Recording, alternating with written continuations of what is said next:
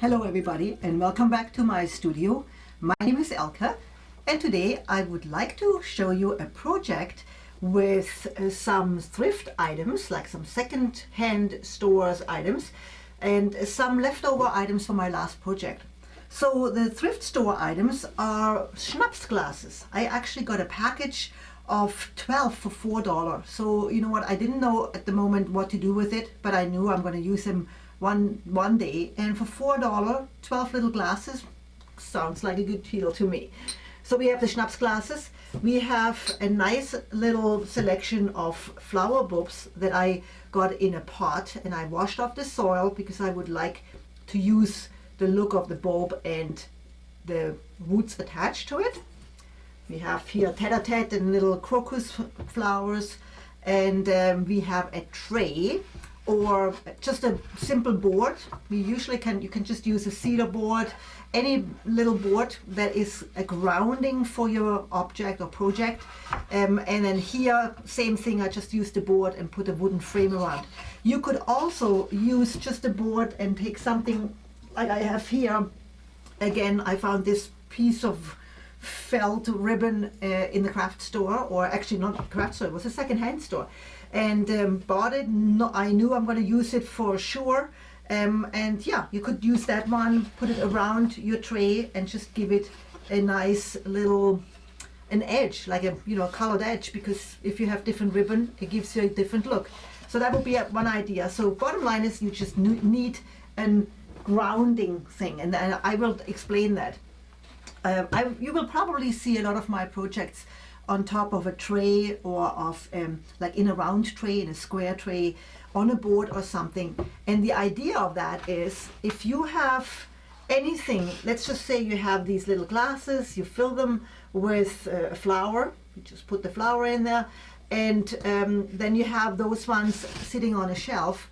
They look very lost, they have no grounding, they have no place to go.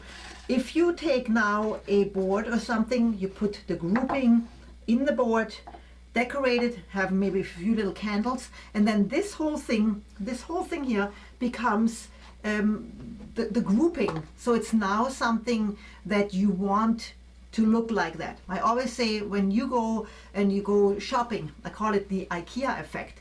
If you go to IKEA or any other store and you love a light or anything there, so you say, I love the light, let's get one. You take it home and you hang it up, and it just doesn't look the same as it is in the store. And that is because they often use 2 or 3 of those vases or lights and put them together as a grouping, and it looks great. But we don't buy all 3 of them. But sometimes I really recommend just get all 3 of them, because it depends obviously on the price. But if you have something that's relatively inexpensive, and you buy, let's just say, a little lamp for $10. If you buy 3 of them, it's a $30 project, and it all looks great together, and it really has an impact on how it looks like. So what we often do is we make a grouping on something, and it looks like you wanted it that way.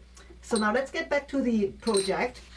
The last thing that we need is, of course, greenery, also left over from my project, which is little branches. They have a little moss on it. Yeah, some little greenery, anything from a hedge or something, little bark, all the stuff that's literally lying in on the side of the road. So this time, what I wanted to do is I used one of my boards. Just take those ones off, because it is literally the same thing, except it has an edge.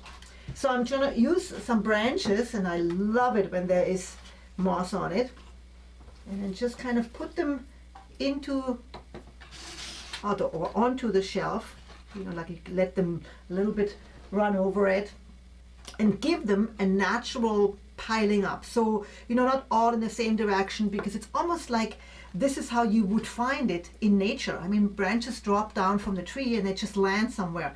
So you want to give this tray a little bit of movement, and of course the centering.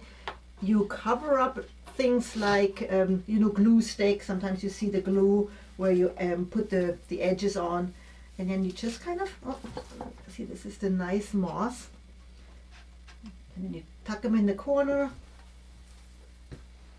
Just kind of really use them as it would look like in nature. Like, you know, like bark. Yeah, bark falls. It just kind of comes down, falls onto the ground. And then you take these glasses, and I used literally these schnapps glasses. And these ones here, these are little plants still on the bulb. The bulb itself has everything in there that this plant needs right now to survive and to bloom for you. So yeah, if you buy cut flowers, it's the same thing. You know, you put them in a vase and then they bloom, and that's it. So with these ones, they will be fine for your project, and you can still afterwards decide if you want to take them and put them in the garden, or if you just treat them as a cut flower.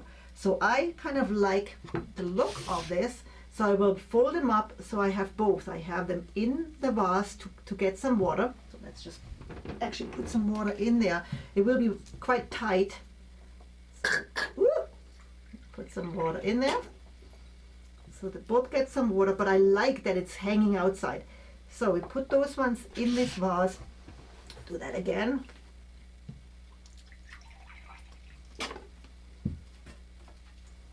Just fold it up. And all I did with these ones, if you didn't see the last project, I used the little pots that you get at your local florist, and I just shook them off, like all the soil above, right on top of the garbage can. I shake off, or garbage actually, the compost bin. So I shake off the soil and just knock it a little bit on the side, and then you have it pretty much clean. And then I washed it a little bit off because I just like the look of these roots. So now we just kind of put those cute little vases in different places. These ones are crocuses, again, beautiful long roots. Like them just over this. For me, see, this is, for me, it's a little bit too much because the bulb is literally sitting in water, and they shouldn't. They just need a little bit of water. What do I have? Oh, it's right here. So take this one here. A little bit, yeah. So they shouldn't sit in water because they might rot or just start smelling after a while. So it really just needs a little bit. Oh, see, I like every piece of a flower, from the bulb to the flower to the leaves to the roots. So let them just play. Let them be. Let them be. Okay. So this one had a flower. There's a little bud in there. Not sure if it will ever come up, but you know what? It doesn't really matter because it's just beautiful as it is. Put those in there. So and now you can decide if you really want to fill the whole space up with more of the branches, more of the moss. You can cover the whole base, or you just leave it. You can even put some soil in. In that case, I would probably cover the whole tray before with some plastic, or yeah, some wood chips, anything that would cover the whole thing. But because cedar wood is actually quite a nice wood to look at, and yeah, I think it looks cool just as it is. You don't need to fill it all. I have, let me just see, I have here some wood chips that look actually quite cool. Yeah, this is just from a wood working place, so you could put those ones in. But you know what, I have to say, I don't like it because it looks not natural. What I'd like to do here is I would like to create a little piece that looks like nature, like I would find it outside. So, you know, play with it. Just see, put things there, take it away. No, don't like it.